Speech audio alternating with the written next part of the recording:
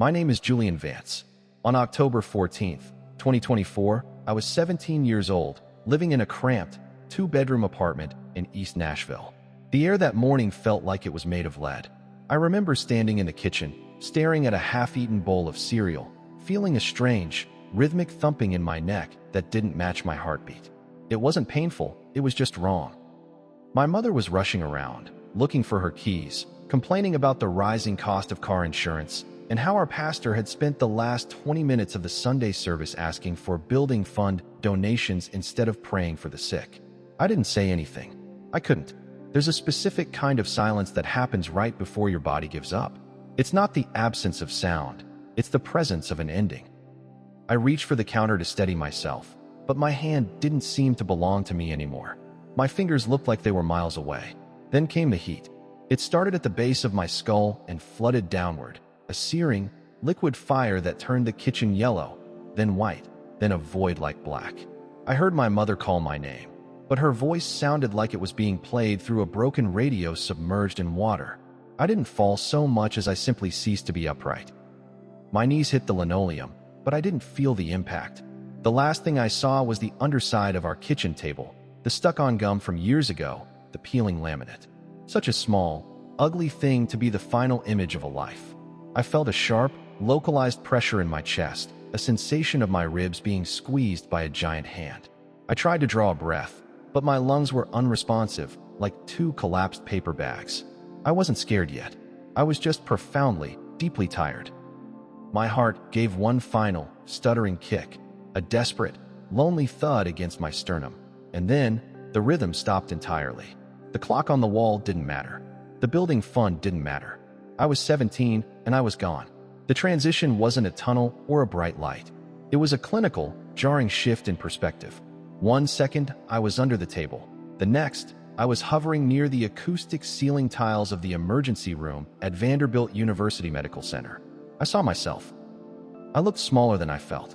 My skin was the color of wet ash, a terrifying shade of gray-blue that happens when the oxygen leaves the blood. "Start compressions," a voice shouted. It was a woman in blue scrubs, her face tight with a kind of professional desperation. I watched her lock her elbows and begin the rhythmic, brutal task of trying to break my heart back into motion. Every time she pushed down, my whole body jolted on the gurney. I felt a strange sense of empathy for her. She was working so hard on a vessel I no longer occupied. I looked at the monitor. A flat, unwavering green line stretched across the screen, accompanied by a high, continuous tone that filled the room. "Epinephrine, 1 milligram," another voice said. This was the realism of death. It wasn't poetic. It smelled like ozone, latex, and the metallic tang of blood. I saw my mother in the hallway through the glass doors. She wasn't screaming.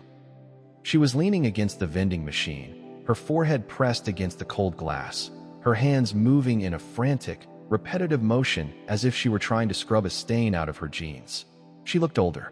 She looked defeated. I wanted to tell her that the insurance didn't matter, but I realized I didn't have a voice to speak with.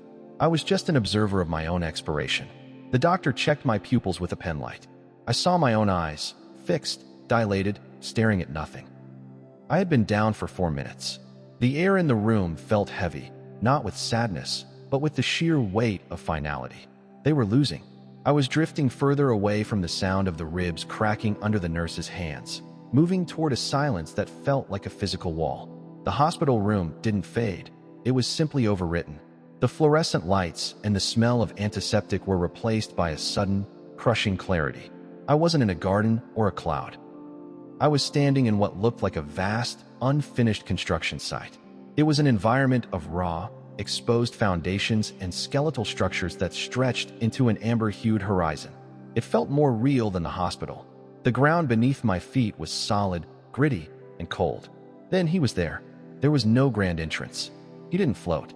He was just standing about 10 feet away, wearing a simple, dark-colored tunic that looked like it was stained with the dust of a long walk. He looked like a man who had worked with his hands his whole life, shoulders slightly slumped from labor, skin lined by the sun. But his eyes were different. They weren't looking at me. They were looking through me, at everything I had ever kept hidden. "Julian," he said. His voice wasn't a boom. It was a low, resonant frequency that vibrated in my teeth. I tried to speak, to ask if I was in heaven, but the words died in my throat. The atmosphere here was thick with an unsettling tension. It wasn't the peace I had been told about in Sunday school. It was the feeling of being in a courtroom where the verdict had already been decided, but the sentence was being withheld. He walked toward one of the unfinished walls. He ran a hand over the rough concrete. "They build these with the lips," he said softly, his back to me. "But the hearts are miles away, buried in the soil of their own ego." I didn't understand. I thought of my church back home, the gold-flecked banners and the polished pews. I thought of the building fund my mother had complained about. As I watched, the skeletal structures around us began to flicker, changing into familiar shapes. I saw the foyer of my own church, but it looked different. The walls were translucent, and behind them, I could see dark, oily shadows pulsing like a fever. He turned to face me then, and for the first time, I saw a profound, weary anger in his expression. "The warning isn't for the world, Julian," he whispered. "It's for the ones who claim to hold the keys." The ground beneath us began to tremor, a low, tectonic shift that made the amber sky turn a bruised, sickly purple. The ground didn't just shake, it peeled back like a scab. As I stood there with him in that strange, unfinished landscape, the walls of my home church, Grace Eternal, began to manifest around us. But it wasn't the sanctuary I remembered. The air smelled of stale coffee and expensive cologne, yet underneath it was the scent of something rotting. I saw the pews filled with people I'd known my whole life. There was Mr. Henderson, who always gave me a peppermint after service, and Mrs. Gable, who ran the youth choir with an iron fist. They were singing. The music was loud, professional, and perfectly mixed. The stage lights were a brilliant, pulsing blue. But as I looked closer, I realized no one was actually looking at the front.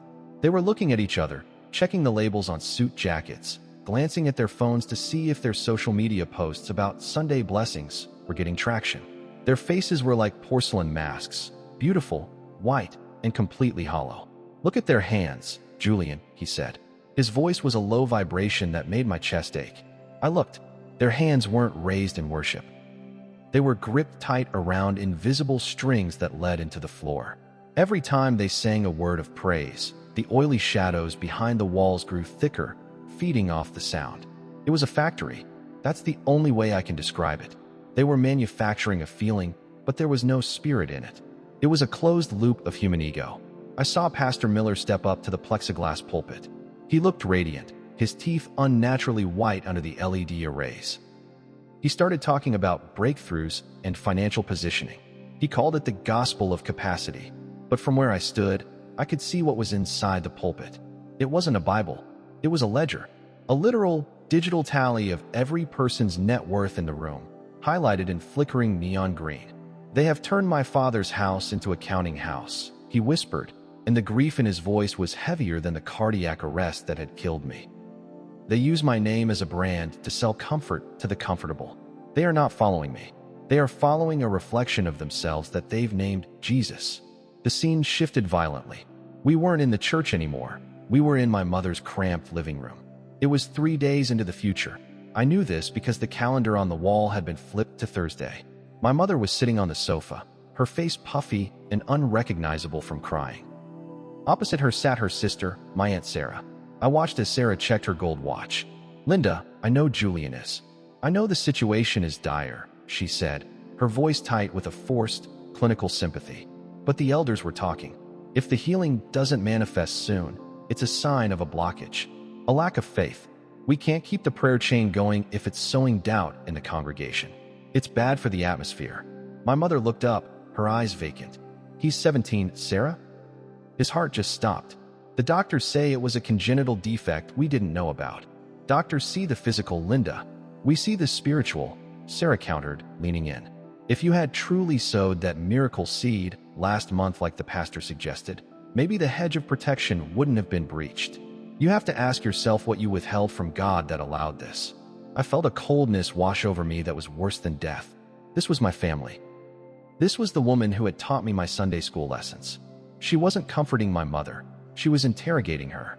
She was protecting this system of her belief by blaming the victim.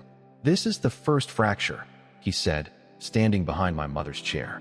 He reached out a hand, not to touch her, but to shield her from the words, though she couldn't feel it. "The warning is this: The institution has become a parasite. It eats the broken to feed the whole. When the crisis comes, and it is coming, these false Christians will not be your refuge. They will be your accusers. I saw the bank app open on my aunt's phone as she sat there. She was transferring money from her tithe account to a high-yield savings plan while telling my mother that money is just paper, but faith is gold. The hypocrisy was a physical weight in the room, a gray fog that made it hard to see. I realized then that my aunt didn't love my mother. She loved the status of being spiritually superior to her. He turned me around to face him. The living room dissolved into a void of pure, unyielding pressure. There was no more scenery, no more metaphors. This was the midpoint. This was the reason I was allowed to see the flat line on that monitor. "Julian, listen to me," he said. He grabbed my shoulders. His touch was like ice and fire at the same time. "There is a winnowing coming, a great separation. You see the world looking for monsters, but the monsters are wearing the robes. They have built kingdoms in my name, but I am locked outside the doors. They teach a gospel that requires no sacrifice, a cross that has no splinters." He leaned in closer, his eyes like burning coals. "The warning you must take back is this. The church as you know it is about to collapse under the weight of its own lies. Those who call themselves mine, but live for their own gain. Those who use the poor to build their cathedrals. They will be the first to fall when the shaking begins. They are false not because they don't believe, but because they believe in a God that serves them." I felt a sharp, stabbing pain in my phantom chest. It was a direct self-confrontation. I thought of all the times I had sat in those pews, feeling better than the kids at school who didn't go to church. I thought of the times I had judged my mother for not having enough faith to pay the bills. I was part of it. I was a false Christian in training. I had valued the performance of religion over the reality of love. "If you go back," he said, his voice dropping to a whisper that sounded like a roar, "you will lose everything you thought was holy. Your friends will turn. Your family in the pews will cast you out. Because the truth I am giving you is a fire that will burn their paper houses down. Do you still want to breathe, Julian? Do you want the life that comes with this burden?" I looked at his hands. They weren't glowing. They were scarred. They were the hands of someone who had actually suffered. I looked at my own hands, clean, soft, never having carried anything heavier than a backpack. I realized that to live meant to finally, for the first time, be honest. "Yes," I choked out. "I want to go back." "Then remember," he said, "the warning is the mercy. The collapse is the cure." I didn't just hear his voice anymore. I felt it as a physical restructuring of my soul. We were no longer in the void. We were standing in the middle of a crowded, high-end shopping mall in suburban Nashville, a place I'd visited 1,000 times. But the perspective was terrifying. He held my hand, and his grip felt like a tether to a reality I had never truly seen. "Look at the shepherds, Julian," he said, pointing toward a group of men sitting at a bistro table. They were wearing expensive tailored suits, their hair perfectly coiffed, laughing over espresso. I recognized two of them, televangelists with massive followings in the South. "They are discussing the harvest," he whispered, but as he spoke, their words shifted in my ears. I didn't hear talk of souls or salvation. I heard a cold, calculated discussion about demographic targeting, recurring giving platforms, and tax-exempt real estate acquisitions. To them, the people in their pews weren't sheep, they were data points. They were units of revenue. One of the men leaned forward, his eyes gleaming with a predatory hunger. "If we frame the new campus as a safety initiative for families," he said, "the middle class will pivot their savings into the building fund out of fear. Fear is the greatest closer we have." I felt a surge of nauseating heat. "Why are you showing me this?" I gasped. "Why don't you stop them?" He turned to me, and for a second, the mall blurred into 1,000 years of history. "Because they have reached the limit of my patience. They have built a golden calf and painted my face on it. The warning is this: I am pulling back the veil. They false Christians, the ones who use my cross to climb ladders of power, are about to be exposed by the very systems they worship. Their banks will fail them. Their influence will turn into a noose. And the people they misled will be left in the dark, wondering where I went." He stepped toward the men at the table. They didn't see him, but as he passed, the light in the mall flickered. The digital billboards promoting Christian leadership conferences glitched, revealing lines of code that looked like jagged, weeping sores. "They have traded the bread of life for the crumbs of Caesar," he said. and soon, they will be forced to eat the dust. The mall dissolved into a quiet, sterile hospital corridor. I was back at Vanderbilt, but I wasn't in my body yet. I was standing next to a young man, maybe a few years older than me, sitting in a plastic chair in the waiting room. He was wearing a tattered work jacket, his boots caked with dried mud. He was crying silently, holding a small, beat-up Bible that looked like it had been dropped in the rain. "Is he one of them?" I asked, my voice trembling. "No," he replied. "He is the reason the warning is being sent. He has lost his job, his home is in foreclosure, and his daughter is in the room next to yours, dying of the same silence that took you. He went to his brothers at the big church on the hill. Do you know what they gave him, Julian?" I shook my head. They gave him a pamphlet on abundant living and told him his poverty was a symptom of hidden sin. They turned their backs because his brokenness made their blessings look fragile. They are the false Christians who love the light but despise the lamp. He looked at me, his expression softening into something so tender it hurt more than the anger. "The warning is for you, too. When you go back, you will be tempted to return to the comfort of the lie. You will want to sit in those cushioned seats and nod along to the music. But if you do, you will die a second death, a death of the spirit. To follow me is to stand with this man in the hallway. It is to be cast out by the righteous so you can be found by the lost." The pressure in my chest returned, 10 times stronger than before. It felt like a massive weight was being lowered onto my soul.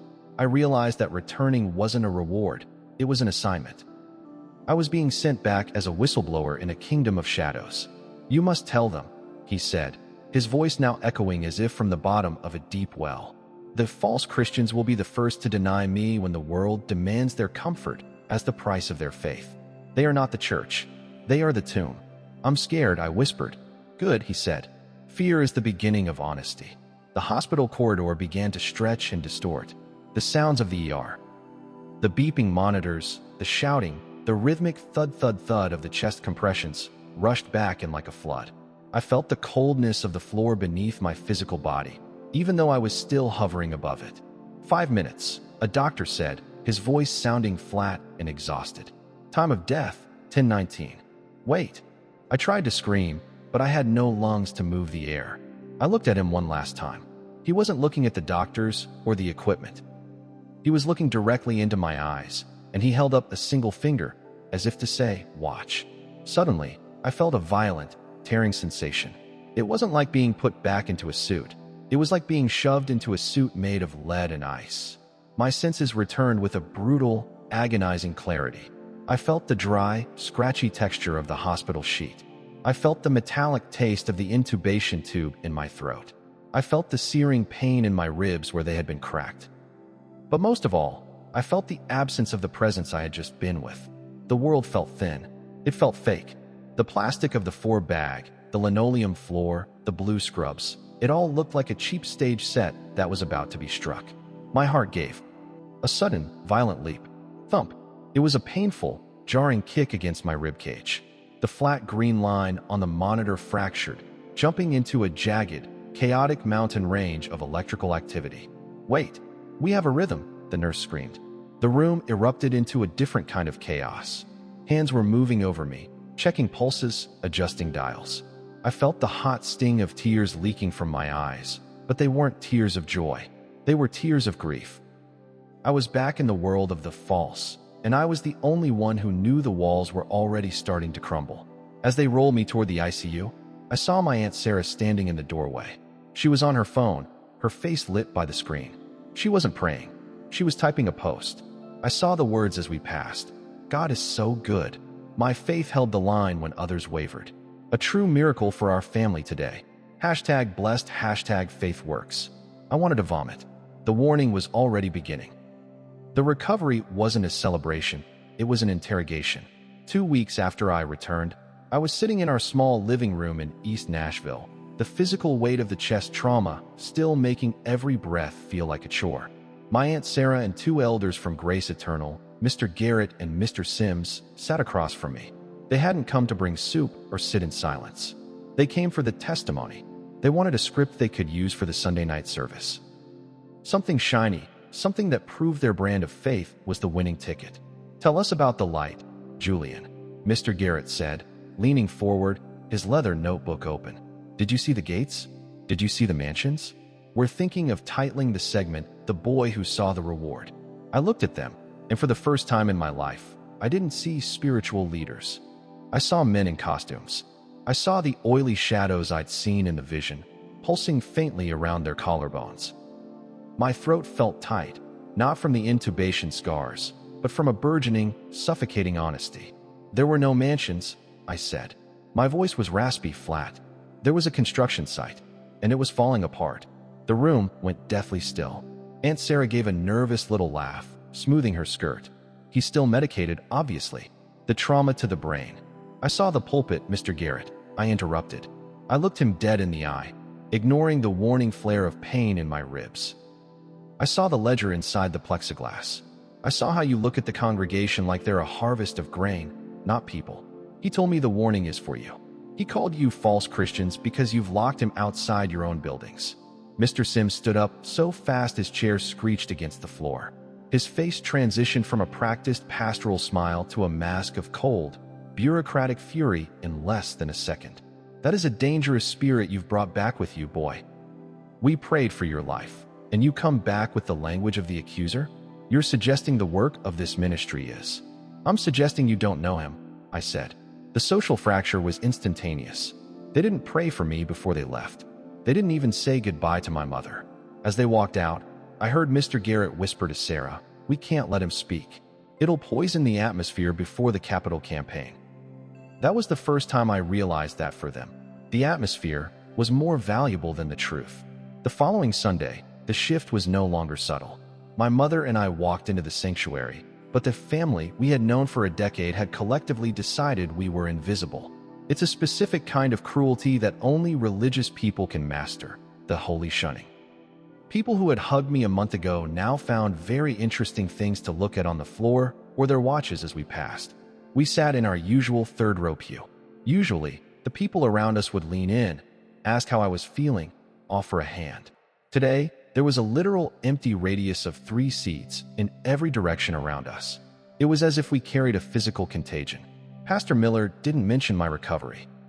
Instead, his sermon was about the spirit of discord and how wolves often come dressed as sheep who claim to have had visions. He looked directly at me when he said the word wolves. I felt my mother's hand trembling in mine.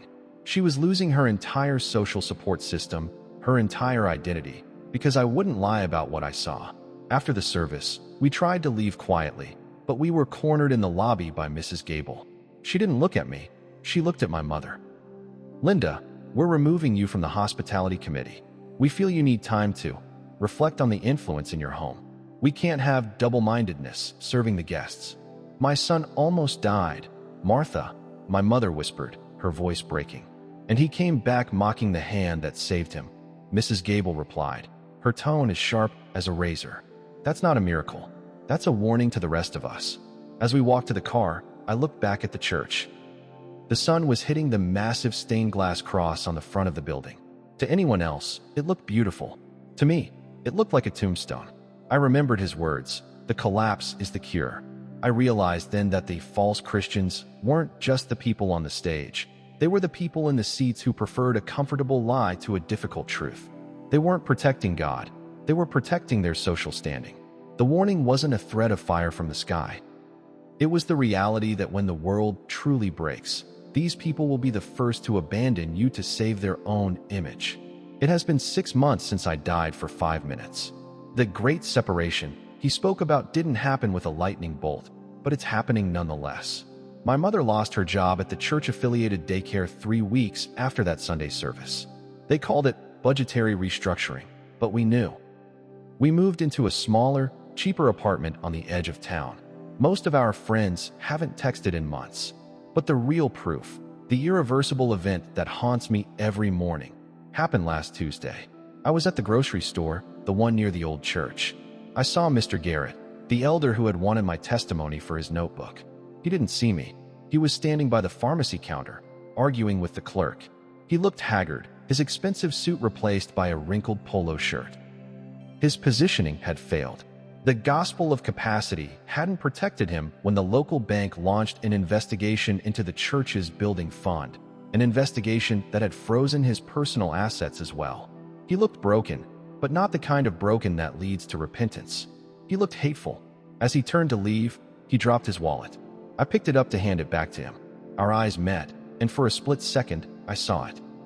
The exact same oily, pulsing shadow I had seen behind the translucent walls of the vision. It wasn't a metaphor. It was a literal, spiritual rot that had finally reached the surface. He snatched the wallet from my hand. "You," he spat. He looked at me with a genuine, visceral loathing. "You cursed us.